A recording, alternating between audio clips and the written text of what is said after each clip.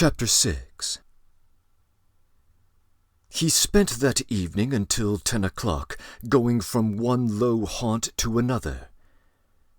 Katya too turned up and sang another gutter song about how a certain villain and tyrant began kissing Katya. Svidrigailov treated Katya and the organ grinder, and some singers and the waiters and 2 little clerks. He was particularly drawn to these clerks by the fact that they both had crooked noses, one bent to the left and the other to the right. They took him finally to a pleasure garden where he paid for their entrance. There was one lanky 3-year-old pine tree and 3 bushes in the garden, besides a Vauxhall, which was in reality a drinking bar where tea too was served, and there were a few green tables and chairs standing round it. A chorus of wretched singers and a drunken but extremely depressed German clown from Munich with a red nose entertained the public. The clerks quarrelled with some other clerks, and a fight seemed imminent. Svidrigailov was chosen to decide the dispute. He listened to them for a quarter of an hour, but they shouted so loud that there was no possibility of understanding them. The only fact that seemed certain was that one of them had stolen something and had even succeeded in selling it on the spot to a Jew, but would not share the spoil with his companion. Finally it appeared that the stolen object was a teaspoon belonging to the Vauxhall. It was missed, and the affair began to seem troublesome. Svidrigailov paid for the spoon, got up, and walked out of the garden. It was about 6 o'clock. He had not drunk a drop of wine all this time, and had ordered tea more for the sake of appearances than anything. It was a dark and stifling evening. Threatening storm clouds came over the sky at about 10 o'clock. There was a clap of thunder, and the rain came down like a waterfall. The water did not fall in drops, but beat on the earth in streams. There were flashes of lightning every minute, and each flash lasted while one could count 5. Drenched to the skin, he went home, locked himself in, opened the bureau, took out all his money, and tore up 2 or 3 papers. Then, putting the money in his pocket, he was about to change his clothes, but, looking out of the window and listening to the thunder and the rain, he gave up the idea, took up his hat, and went out of the room without locking the door.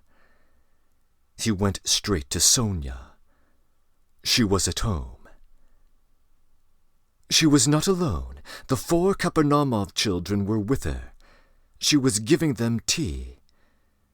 She received Svidrigailov in respectful silence, looking wonderingly at his soaking clothes. The children all ran away at once in indescribable terror. Svidrigailov sat down at the table and asked Sonia to sit beside him.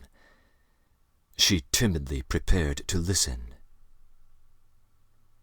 "I may be going to America, Sofya Semyonovna," said Svidrigailov. "And as I am probably seeing you for the last time, I have come to make some arrangements. Well, did you see the lady today? I know what she said to you. You need not tell me." Sonia made a movement and blushed. "Those people have their own way of doing things. As to your sisters and your brother, they are really provided for, and the money assigned to them I've put into safekeeping, and have received acknowledgments. You had better take charge of the receipts in case anything happens. Here, take them. Well, now that's settled. Here are 3 5% bonds to the value of 3,000 rubles.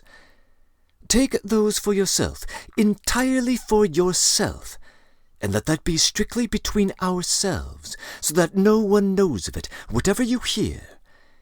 You will need the money, because to go on living in the old way, Sofya Semyonovna, is bad, and besides, there is no need for it now." "I am so obliged to you, and so are the children and my stepmother," said Sonia hurriedly. "And if I've said so little, please don't consider—" "That's enough, that's enough." "But as for the money, Arkady Ivanovich, I am very grateful to you, but I don't need it now. I can always earn my own living. Don't think me ungrateful. If you are so charitable, that money—" "It's for you, Sofya Semyonovna, and please don't waste words over it. I haven't got the time for it. You will want it. Rodion Romanovich has two alternatives: a bullet in the brain or Siberia."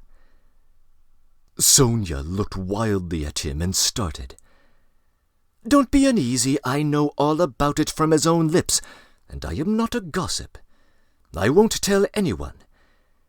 It was good advice when you told him to give himself up and confess. It would be much better for him. Well, if it turns out to be Siberia, he will go and you will follow him. That's so, isn't it? And if so, you'll need money. You'll need it for him, do you understand?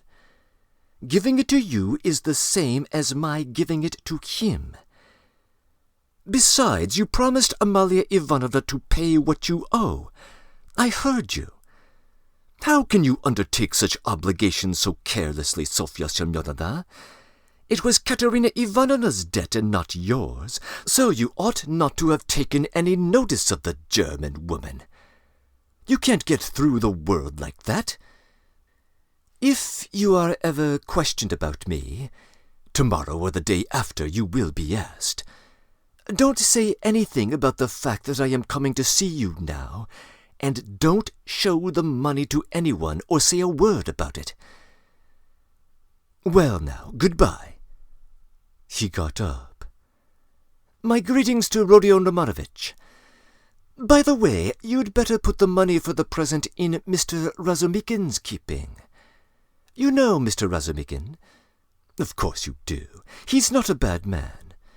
Take it to him tomorrow, or when the time comes. And until then, hide it carefully." Sonia, too, jumped up from her chair and looked in dismay at Svidrigailov.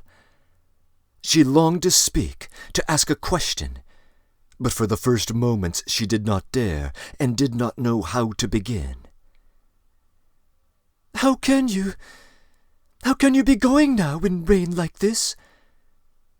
"What, set off for America and get stopped by the rain?" "Goodbye, Sofya Semyonovna, my dear. Live and live long. You will be of use to others. By the way, tell Mr. Razumikin I send my greetings to him. Tell him Arkady Ivanovich Svidrigailov sends his greetings. Be sure to." He went out, leaving Sonia in a state of wondering anxiety and vague apprehension. It appeared afterwards that on the same evening, at 11:20, he made another very eccentric and unexpected visit. The rain still persisted. Drenched to the skin, he walked into the little apartment where the parents of his fiancée lived, in 3rd Street on Vasilyevsky Island. He knocked for some time before he was admitted, and his visit at first caused a great disturbance. But Svidrigailov could be very fascinating when he liked, so that the first and in fact very intelligent surmise of the sensible parents, that Svidrigailov had probably so much to drink that he did not know what he was doing, vanished immediately. The decrepit father was wheeled in to see Svidrigailov by the tender and sensible mother, who as usual began the conversation with various irrelevant questions.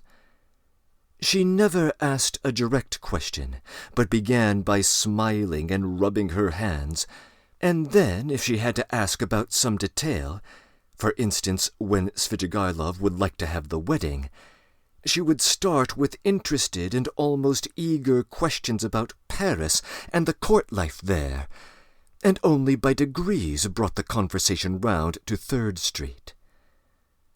On other occasions this had, of course, been very impressive, but this time Arkady Ivanovitch seemed particularly impatient, and insisted on seeing his betrothed at once, though he had been informed to begin with that she had already gone to bed. The girl, of course, appeared. Svidrigailov informed her at once that very important affairs obliged him to leave Petersburg for a time, that he had therefore brought her 15,000 roubles, and that he begged her accept them as a present from him, as he had long been intending to make her this trifling present before their wedding. The logical connection of the present with his immediate departure, and the absolute necessity of visiting them for that purpose in pouring rain at midnight, was not made clear.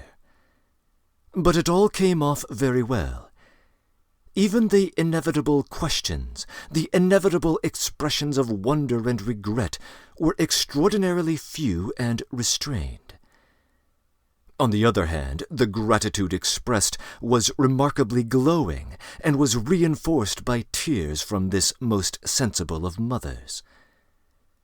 Svidrigailov got up, laughed, kissed his fiancée, patted her cheek, declared he would soon come back, and noticing in her eyes, along with childish curiosity, a sort of earnest, dumb inquiry, reflected and kissed her again, though he felt sincere anger inwardly at the thought that his present would be immediately locked up in the keeping of the most sensible of mothers.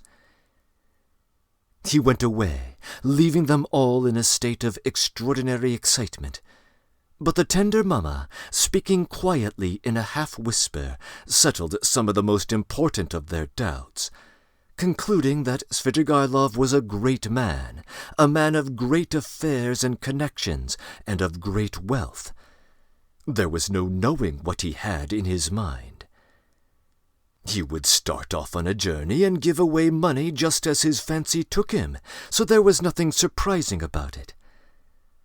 Of course, it was strange that he was wet through, but Englishmen, for instance, are even more eccentric, and all these people of high society didn't think about what people said and didn't stand on ceremony. In fact, he may have come like that on purpose to show that he was not afraid of anyone. Above all, not a word should be said about it, because God knows what might come of it, and the money must be locked up, and it was extremely fortunate that Fedosia, the cook, had not left the kitchen. And above all, not a word must be said to that old cat, Madame Reslik, and so on and so on. They sat up whispering until 2 o'clock, but the girl went to bed much earlier, amazed and rather sorrowful. Meanwhile, at midnight exactly, Svidrigailov crossed the bridge on the way back to the mainland. The rain had ceased, and there was a roaring wind. He began shivering, and for one moment he gazed at the black waters of the little Neva with a look of special interest, even inquiry. But he soon felt it very cold standing by the water. He turned and went towards Y Prospect. He walked along that endless street for a long time, almost half an hour, more than once stumbling in the dark on the wooden pavement, but continually looking for something on the right side of the street. He had noticed, passing through this street recently, that there was a hotel somewhere near the end, built of wood but fairly large, and its name, he remembered, was something like Adrianople. He was not mistaken. The hotel was so conspicuous in that God-forsaken place that he could not fail to see it even in the dark. It was a long, blackened wooden building, and although it was late, there were lights in the windows and signs of life within. He went in and asked a ragged fellow who met him in the corridor for a room. The latter, scanning Svidrigailov, pulled himself together and led him at once to a tiny, stuffy room in the distance, at the end of the corridor, under the stairs. There was no other room. All of them were occupied. The ragged fellow looked inquiringly. "Is there tea?" asked Svidrigailov. "Yes, sir." "What else is there?" "Veal, vodka, savories." "Bring me some tea and veal." "But you don't want anything else?" he asked with apparent surprise. "Nothing, nothing." The ragged man went away, completely disillusioned. "It must be a nice place," thought Svidrigailov. "How was it I didn't know it? I expect I look as if I came from a café chantant and had some adventure on the way. It would be interesting to know who stayed here." He lit the candle and looked at the room more carefully. It was so low-pitched that Svidrigailov could only just stand up in it. It had one window. The bed, which was very dirty, and the plain stained chair and table almost filled it up. The walls looked as though they were made of planks, covered with shabby paper, so torn and dusty that the pattern was indistinguishable, though the general color, yellow, could still be made out. One of the walls was cut short by the sloping ceiling, though the room was not an attic, but just under the stairs. Svidrigailov put down the candle, sat down on the bed, and sank into thought. But a strange, persistent murmur, which sometimes rose to a shout in the next room, attracted his attention. The murmur had not ceased from the moment he entered the room. He listened. Someone was upbraiding and almost tearfully scolding, but he heard only one voice. Svidrigailov got up, shaded the light with his hand, and at once he saw light through a crack in the wall. He went up and peeped through. The room, which was somewhat larger than his, had two occupants. One of them, a very curly-headed man with a red, inflamed face, was standing like an orator, without his coat, with his legs wide apart to keep his balance, and smiting himself on the chest. He reproached the other with being a beggar, with having no standing whatsoever. He declared that he had taken the other one out of the gutter, and he could turn him out when he liked, and that only the finger of Providence sees it all. The object of his reproaches was sitting in a chair, and had the air of a man who desperately wants to sneeze, but can't. He sometimes turned sheepish and misty eyes on the speaker, but obviously had not the slightest idea what he was talking about, and scarcely heard it. A candle was burning down on the table. There were wine-glasses, a nearly empty bottle of vodka, bread and cucumber, and glasses with the dregs of stale tea. After gazing attentively at this, Svidrigailov turned away indifferently and sat down on the bed. The ragged attendant, returning with the tea, could not resist asking him again whether he didn't want anything more, and again, receiving a negative reply, finally withdrew. Svidrigailov swiftly drank a glass of tea to warm himself, but could not eat anything. He began to feel feverish. He took off his coat and, wrapping himself in the blanket, lay down on the bed. He was annoyed. It would have been better to be well for the occasion, he thought with a smile. The room was close, the candle burnt dimly, the wind was roaring outside. He heard a mouse scratching in the corner, and the room smelt of mice and of leather. He lay in a sort of reverie. One thought followed another. He felt a longing to fix his imagination on something. It must be a garden under the window, he thought. There's a sound of trees. How I dislike the sound of trees on a stormy night, in the dark. They give me a horrible feeling. He remembered how he had disliked it when he passed Petrovsky Park just now. This reminded him of the bridge over the Little Neva, and he felt cold again as he had when standing there. I never have liked water, he thought, even in a landscape. And he suddenly smiled again at a strange idea. Surely now all these questions of taste and comfort ought not to matter. But I've become more particular, like an animal that picks out a special place for such an occasion.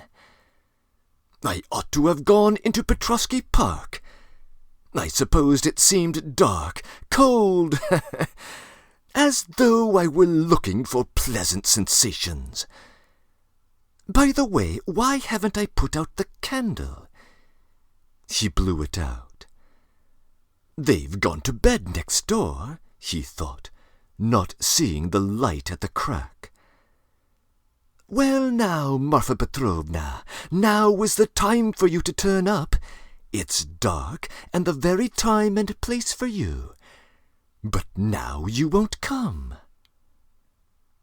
He suddenly recalled how, an hour before carrying out his plan involving Dunya, he had recommended Raskolnikov to trust her to Razumikin's keeping. I suppose I really did say it, as Raskolnikov guessed, to tease myself. But what a rogue that Raskolnikov is! He's gone through a good deal.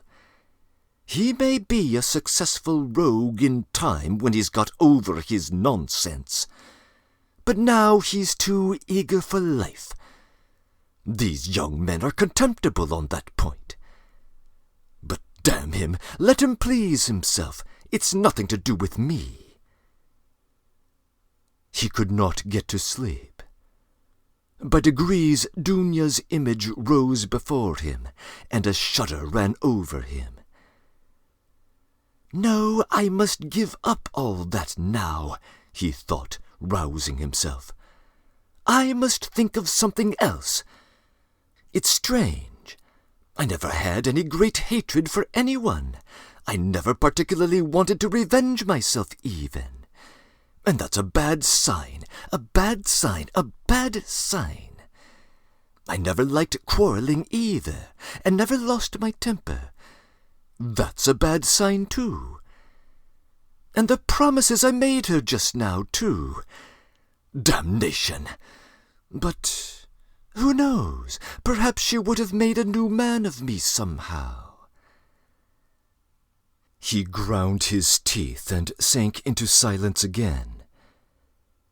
Again Dunya's image rose before him, just as she was when, after shooting the first time, she had lowered the revolver in terror and gazed blankly at him, so that he might have seized her twice over, and she would not have lifted a hand to defend herself if he had not reminded her. He recalled how at that instant he felt almost sorry for her, how he had felt a pang at his heart. God, these thoughts again! I must put them away. He was dozing off. The feverish shiver had stopped, when suddenly something seemed to run over his arm and leg under the bedclothes. He started. Oh, damn it! I think it's a mouse, he thought. That's the veal I left on the table. He was extremely unwilling to pull off the blanket, get up, get cold. But suddenly something unpleasant ran over his leg again. He pulled off the blanket and lighted the candle. Shaking in a feverish chill, he bent down to examine the bed. There was nothing. He shook the blanket, and suddenly a mouse jumped out on the sheet. He tried to catch it, but the mouse ran to and fro in zigzags without leaving the bed, slipped between his fingers, ran over his hand, and suddenly darted under the pillow. He threw down the pillow, but in one instant felt something leap on his chest and dart over his body and down his back under his shirt. He trembled nervously and woke up. The room was dark. He was lying on the bed and wrapped up in the blanket as before. The wind was howling under the window. How disgusting, he thought with annoyance. He got up and sat on the edge of the bedstead with his back to the window. It's better not to sleep at all, he decided. There was a cold, damp draught from the window, however. Without getting up, he drew the blanket over him and wrapped himself in it. He was not thinking of anything and did not want to think.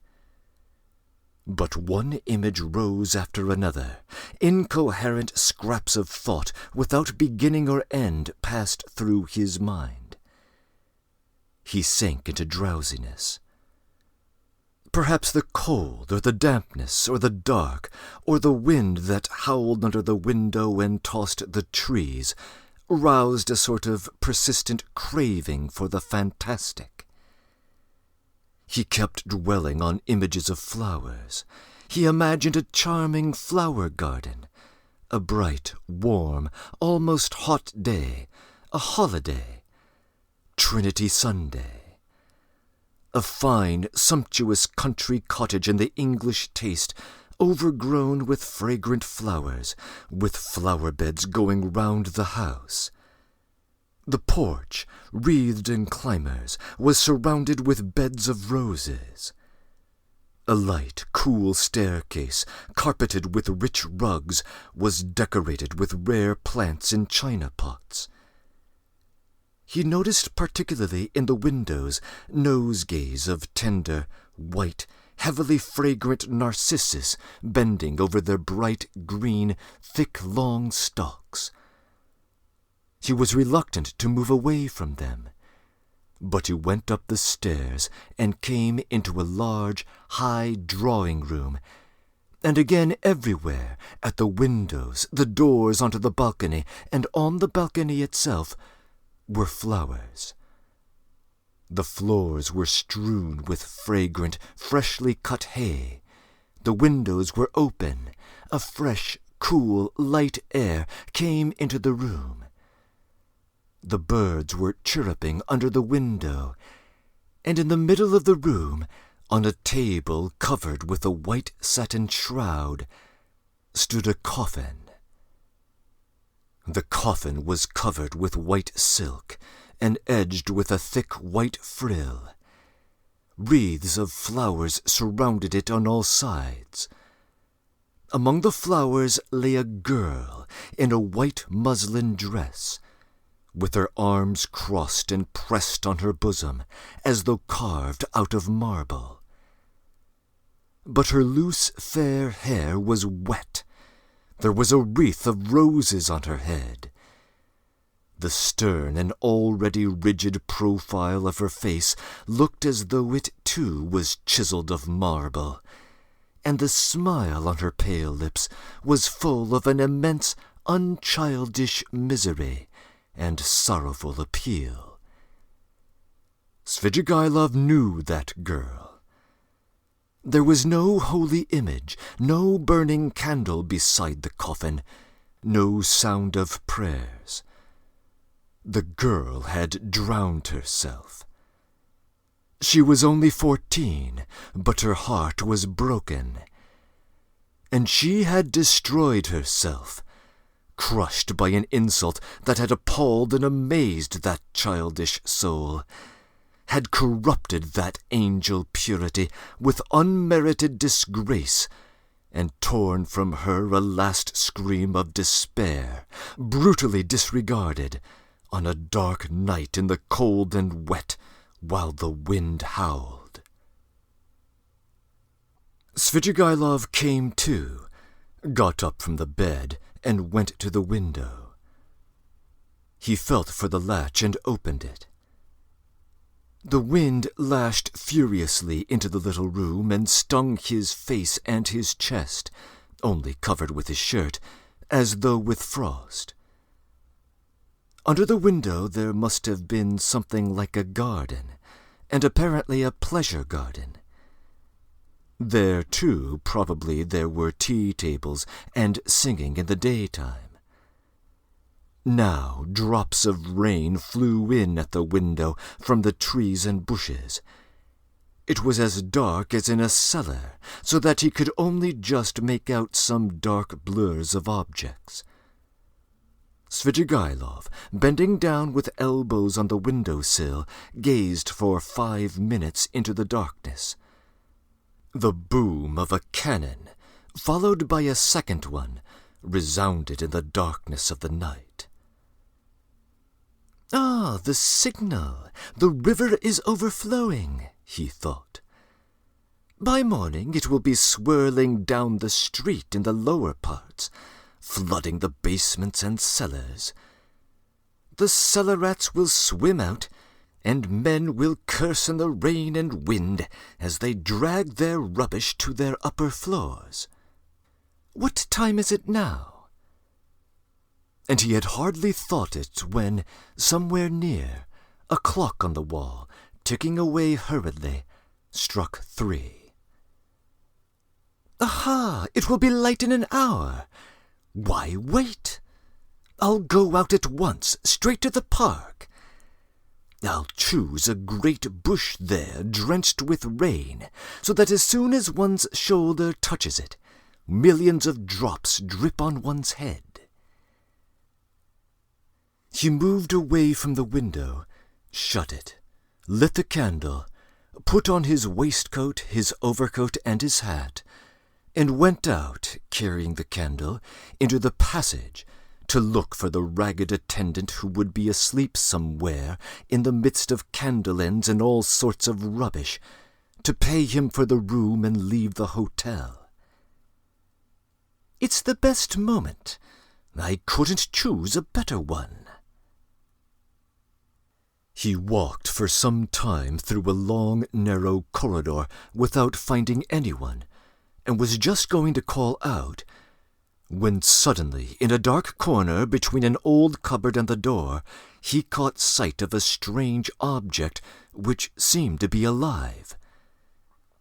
He bent down with the candle and saw a little girl, not more than 5 years old, shivering and crying, with her clothes as wet as a soaking house flannel. She did not seem afraid of Svidrigailov, but looked at him with blank amazement out of her big black eyes. Now and then she sobbed as children do when they have been crying a long time, but are starting to be comforted. The child's face was pale and tired. She was numb with cold. "How can she have come here? She must have hidden here and not slept all night." He began questioning her. The child suddenly became animated, chattered away in her baby language, something about mother, and that mother would beat her, and about some cup that she had broken. The child chattered on without stopping. He could only guess from what she said that she was a neglected child, whose mother, probably a drunken cook, in the service of the hotel, whipped and frightened her. that the child had broken a cup of her mother's and was so frightened that she had run away the evening before, had hidden for a long while somewhere outside in the rain, at last had made her way in here, hidden behind the cupboard, and spent the night there, crying and trembling from the damp, the darkness, and the fear that she would be badly beaten for it.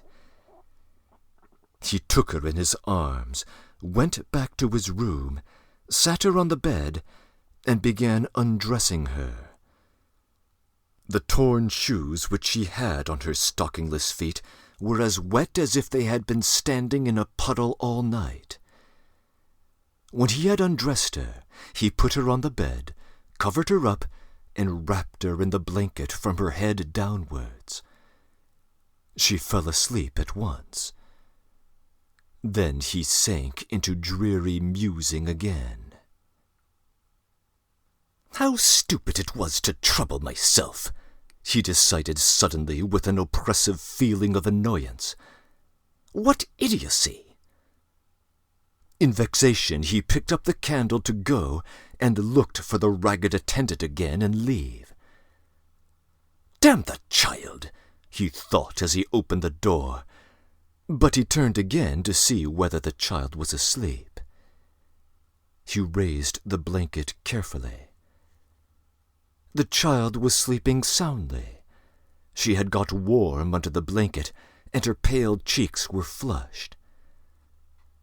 But strange to say, that flush seemed brighter and coarser than the rosy cheeks of childhood.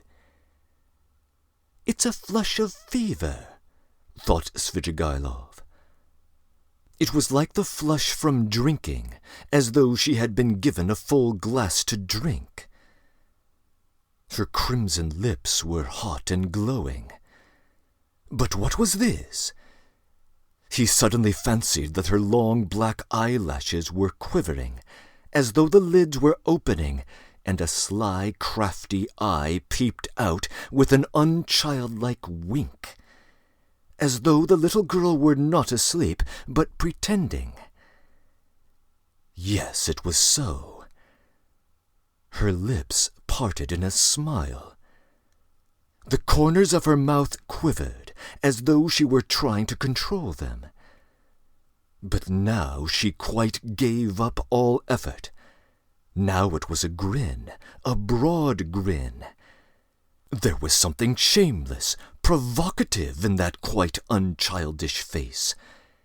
It was depravity. It was the face of a harlot, the shameless face of a French harlot. Now both eyes opened wide. They turned a glowing, shameless glance upon him. They laughed, invited him. There was something infinitely hideous and shocking in that laugh, in those eyes, in such nastiness in the face of a child. "What, at 5 years old?" Svidrigailov muttered in genuine horror. "What does it mean?"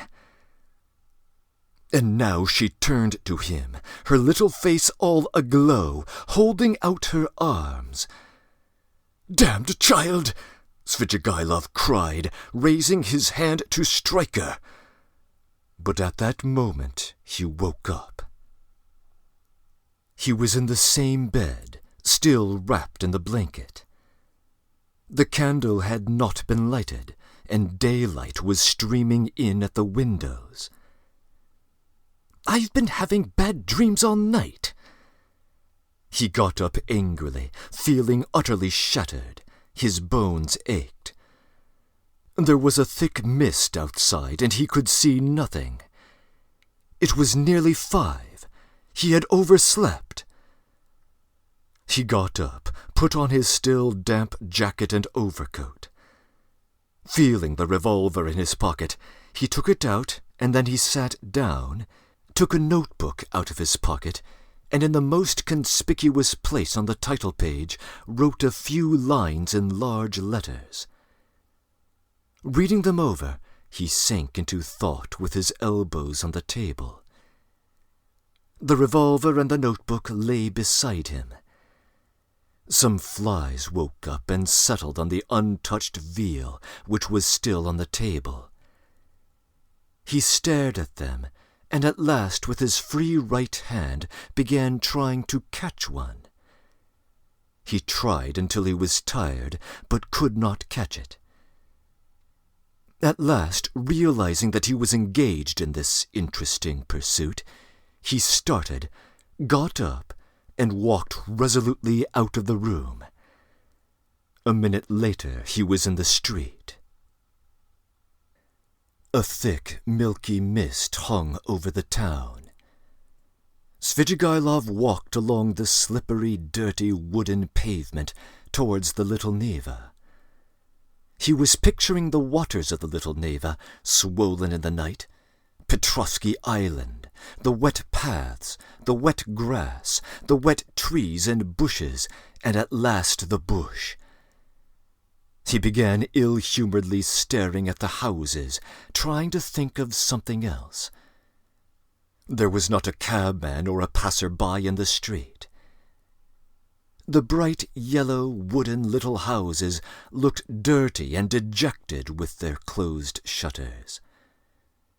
The cold and damp penetrated his whole body, and he began to shiver. From time to time he came across store signs and read each carefully. At last he reached the end of the wooden pavement and came to a big stone house. A dirty, shivering dog crossed his path with its tail between its legs. A man in an overcoat lay dead drunk, face downwards across the pavement. He looked at him and went on. A high tower stood up on the left. "Bah!" he shouted. "Here is a place. Why should it be Petrovsky? It will be in the presence of an official witness, anyway." He almost smiled at this new thought and turned into the street where there was the big house with the tower. At the great closed gates of the house, a little man stood with his shoulder leaning against them, wrapped in a grey soldier's coat, with a copper Achilles helmet on his head. He cast a drowsy and indifferent glance at Svidrigailov. His face wore that perpetual look of peevish dejection which is so sourly printed on all faces of Jewish race without exception.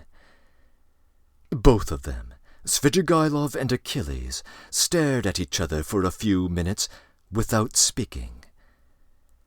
At last it struck Achilles that it was unusual for a man not drunk to be standing 3 steps from him, staring and not saying a word. "What do you want here?" he said, without moving or changing his position. "Nothing, my friend. Good morning," answered Svidrigailov. "This isn't the place." "I am going to foreign lands, my friend." "To foreign lands?" "To America." "America?" Svidrigailov took out the revolver and cocked it. Achilles raised his eyebrows. "I told you this is no place for jokes." "Why shouldn't it be the place?" "Because it isn't." "Well, my friend, I don't mind. It's a good place. When you are asked, you just say he was going, he said, to America." He put the revolver to his right temple. "You can't do it here. It's not the place," cried Achilles, rousing himself, his eyes growing bigger and bigger. Svidrigailov pulled the trigger.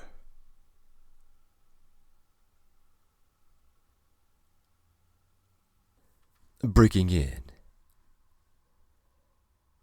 This famous chapter requires considerable comment, part of which I'll postpone for my final remarks. First, there is one small detail that makes this already nightmarish sequence of events even more eerie. We know that Svidrigailov has at least 3 dreams during his final night of sleep, and that these dreams tend to meld seamlessly with his experiences in the room.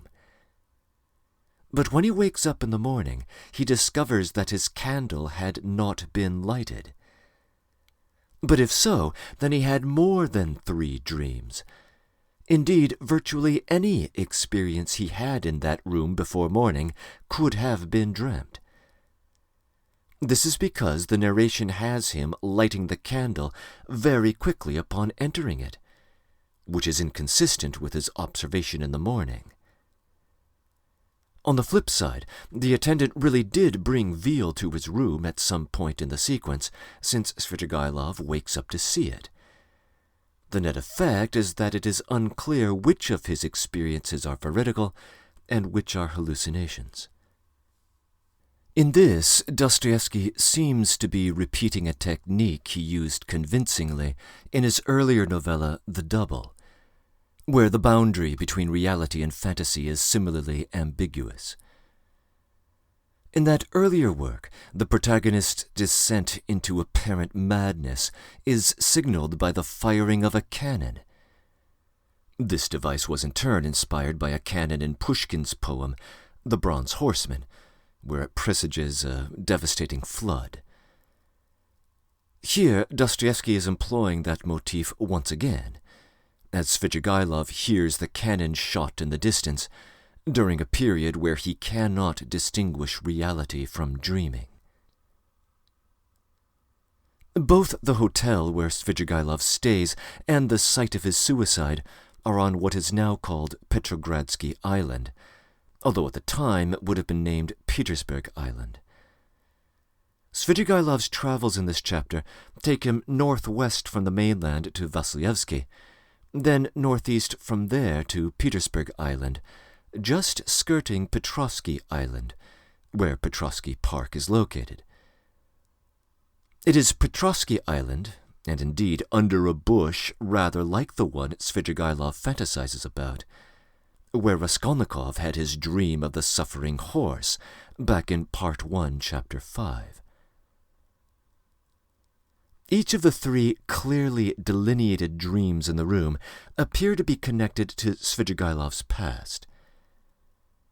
I may say a bit more about that 3rd dream, of the pitiful but then licentious 5-year-old, in my concluding comments. The girl in the coffin in his 2nd dream is either the daughter or the ward of Madame Reslik, about whom we have had more than one allusion already. We now have confirmation that Svidrigailov really did molest her, which inspired her suicide. The 1st dream, regarding the mouse, and indeed the accommodations in general, seem to recall an earlier comment by Svidrigailov, back in our first exposure to him in Part 4, Chapter 1, about his idea of what hell would look like. At that point, he considered eternity to be something like a cramped, grimy room, like a bathhouse in the country, with spiders in the corner. The room in the Adrianople Hotel is not much different. The accommodations also resemble Raskolnikov's little room, complete with the tight quarters and even the low ceiling above him, although in his case the ceiling is caused by a staircase and not a roof. There are yet more details in this chapter hinting at the doubling of the 2 characters. Svidrigailov thinks of Raskolnikov as a person who could yet become a rogue like himself. Similarly, he thinks of Dunya as a person who just might have saved him, as Sonia appears to be attempting a similar role with Raskolnikov. We now know what he meant when he told Raskolnikov, back in their first interview in Part 4, Chapter 1, that he was thinking of traveling on a certain journey. He was briefly thrown off when Raskolnikov had asked again about that journey a couple of pages later at the tail end of that chapter. Apparently, Svidrigailov has been contemplating suicide for some time, probably well before his arrival in Petersburg. This is the first rainfall we have seen in the novel, marking an end to the dry spell with which the novel opens. It seems to signal the denouement for our two sinners. Svidrigailov has made his choice. It is time for Raskolnikov to make his. End of comments.